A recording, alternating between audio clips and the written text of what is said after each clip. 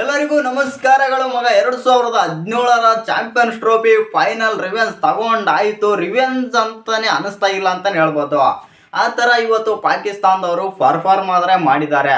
ಇವ್ರೇನು ಪಾಕಿಸ್ತಾನದವ್ರು ಇವತ್ತು ಮ್ಯಾಚ್ ಆಡಿದ್ರ ಇಲ್ಲ ಏನು ಪ್ರಾಕ್ಟೀಸ್ ಮ್ಯಾಚ್ ಆಡಿದ್ರ ಒಂದು ಗೊತ್ತಾಯ್ತಿಲ್ಲ ಅಂತ ಹೇಳ್ಬೋದು. ಒಂದು ಎಂಡಿಂದ ಬ್ಯಾಟಿಂಗ್ ಆದರೂ ಸಖತ್ತಾಗಿ ಆಡಬೇಕಿಲ್ಲ, ಫೀಲ್ಡಿಂಗ್ ಆದರೂ ಮಾಡಬೇಕು, ಒಂದು ಬೌಲಿಂಗ್ ಆದರೂ ಹೇಳ್ಕೊಳ್ಳೋಂಥ ಬೌಲಿಂಗ್ ಆದರೂ ಮಾಡಬೇಕು. ಮೂರಲ್ಲೂ ವರ್ಸ್ಟ್ ಆದರೆ ವರ್ಸ್ಟ್ ಆಟ ತೋರಿಸಿದ್ರ ಅಂತ ಹೇಳ್ಬೋದು ಪಾಕಿಸ್ತಾನದವರು.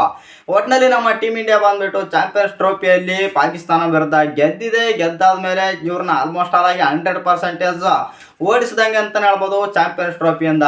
ಎಸ್ಪೆಷಲಿ ಇವತ್ತು ನಮ್ಮ ವಿರಾಟ್ ಕೊಹ್ಲಿ ಸೆಂಚುರಿ ಕೂಡ ಇಳಿಸ್ತಾರೆ. ಇನ್ನು ಈ ವಿಡಿಯೋದ ಬಗ್ಗೆ ಮಾತಾಡೋಣ. ಅದಕ್ಕಿಂತ ಮುಂಚೆ ಯಾರೆಲ್ಲ ಚಾನಲ್ಗೆ ಸಬ್ಸ್ಕ್ರೈಬ್ ಮಾಡ್ಕೊಂಡು ಬೆಲ್ ಐಕನ್ ಅನ್ನು ಆಲ್ ಇಟ್ಕೊಳ್ಳಿ. ಹಾಗೆ ಎಲ್ಲರೂ ವಿಡಿಯೋಗೆ ಒಂದು ಲೈಕ್ ಕೊಡೋದು ಕೂಡ ಮರಿಬೇಡ.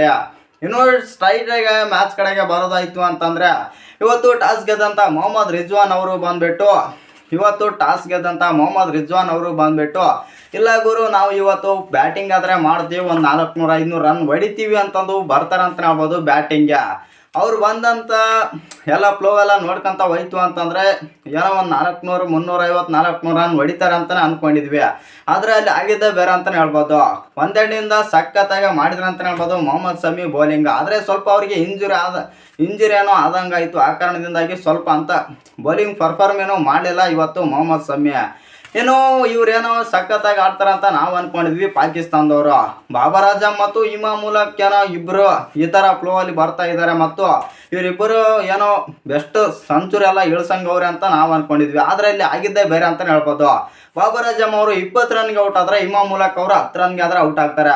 ನೆಕ್ಸ್ಟ್ ಒಂದು ಪಾರ್ಟ್ನರ್ಶಿಪ್ ಒಂದು ಬಿಲ್ಡ್ ಮಾಡ್ತಾರೆ. ಅದು ಯಾರಪ್ಪ ಅಂತಂದರೆ ಶಕೀಲ್ ಮತ್ತು ಇವರ ಮೊಹಮ್ಮದ್ ರಿಜ್ವಾನ್ ಅವರು ಒಂದು ಪಾರ್ಟ್ನರ್ಶಿಪ್ ಆದರೆ ಬಿಲ್ಡ್ ಮಾಡ್ತಾರೆ ಅಂತ ಹೇಳ್ಬೋದು. ಒಳ್ಳೆ ಪಾರ್ಟ್ನರ್ಶಿಪ್ ಅಂತಲೇ ಹೇಳ್ಬೋದು. ಮೊಹಮ್ಮದ್ ರಿಜ್ವಾನ್ ಅವರು ಬಂದ್ಬಿಟ್ಟು 42 ರನ್ ಆಡಿದ್ರೆ ಕ್ಯಾಪ್ಟನ್ನು ಹೆಂಗಿದ್ರು ಆಡಲೇಬೇಕು, ಅವ್ರ ಮೇಲೆ ಪ್ರೆಷರ್ ಇದ್ದೇ ಇರುತ್ತೆ. ಆ ಕಾರಣದಿಂದಾಗಿ ನಾವು 42 ರನ್ ಆದರೆ ಹೊಡೆದು ಕೊಟ್ಟು ಹೋಗಿದ್ದಾರೆ ಅಂತಲೇ ಹೇಳ್ಬೋದು.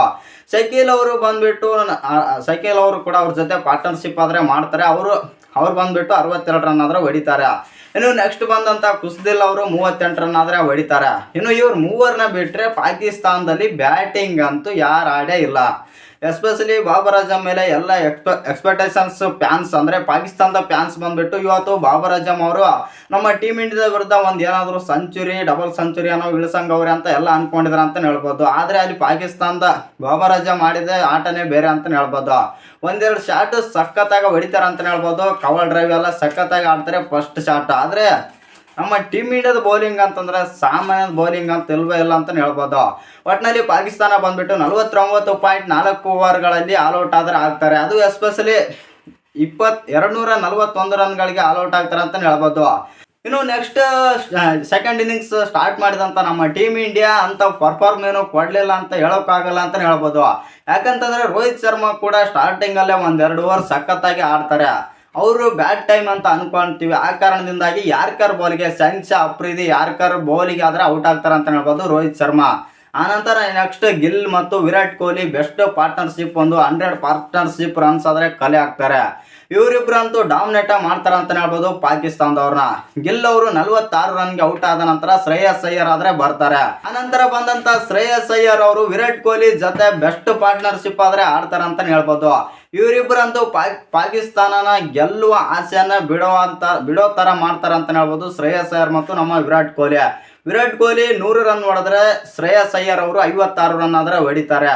ನಮ್ಮ ಟೀಮ್ ಇಂಡಿಯಾ ಬಂದ್ಬಿಟ್ಟು ಇವತ್ತು 42.3 ಓವರ್ಗಳಲ್ಲಿ ಆದರೆ ಈ ಮ್ಯಾಚನ್ನು ಅಂದರೆ ಫಿನಿಶ್ ಮಾಡಿದೆ ಮತ್ತು ಪಾಕಿಸ್ತಾನ ವಿರುದ್ಧ ಮತ್ತೊಂದು ಶತಕ ಆದರೆ ಬಾರಿಸಿದ್ದಾರೆ ಅಂತ ಹೇಳ್ಬೋದು ವಿರಾಟ್ ಕೊಹ್ಲಿ ಪಾಕಿಸ್ತಾನದ ವಿರುದ್ಧ ODIನಲ್ಲಿ ಇದು 4ನೇ ಶತಕ ಅಂತಲೇ ಹೇಳ್ಬೋದು.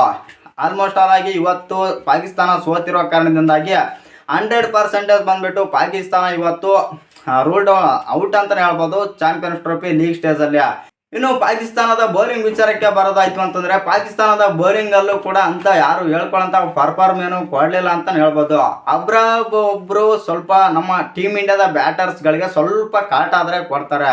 ಅದು ಎಸ್ಪೆಷಲಿ ನಮ್ಮ ವಿರಾಟ್ ಕೊಹ್ಲಿಗೆ ಕಾಟ ಕೊಡ್ತಾರೆ ಅಂತಲೇ ಹೇಳ್ಬೋದು. ಯಾಕಂತಂದರೆ ಲೆಗ್ ಸ್ಪಿನ್ನರ್ ಆಗಿರೋ ಕಾರಣದಿಂದಾಗಿ ಅವರು ನಮ್ಮ ವಿರಾಟ್ ಕೊಹ್ಲಿಗೆ ಸ್ವಲ್ಪ ಕಾಟ ಕೊಡ್ತಾರೆ ಮತ್ತು ಅವ್ರನ್ನ ಬಿಟ್ಟರೆ ಬೇರೆ ಯಾರು ಅಂತ ಇಂಪ್ಯಾಕ್ಟ್ ಮಾಡಿಲ್ಲ ಅಂತಲೇ ಹೇಳ್ಬೋದು ಪಾಕಿಸ್ತಾನದ ಬೌಲರ್ಸ್ಗಳಲ್ಲಿ. ಒಟ್ಟಿನಲ್ಲಿ ನಮ್ಮ ಟೀಮ್ ಇಂಡಿಯಾ ಬಂದ್ಬಿಟ್ಟು ಇವತ್ತು 2017ರ champions trophy final match revenge ತಗೊಂಡಿದ್ದಾರೆ ಅಂತಲೇ ಹೇಳ್ಬೋದು.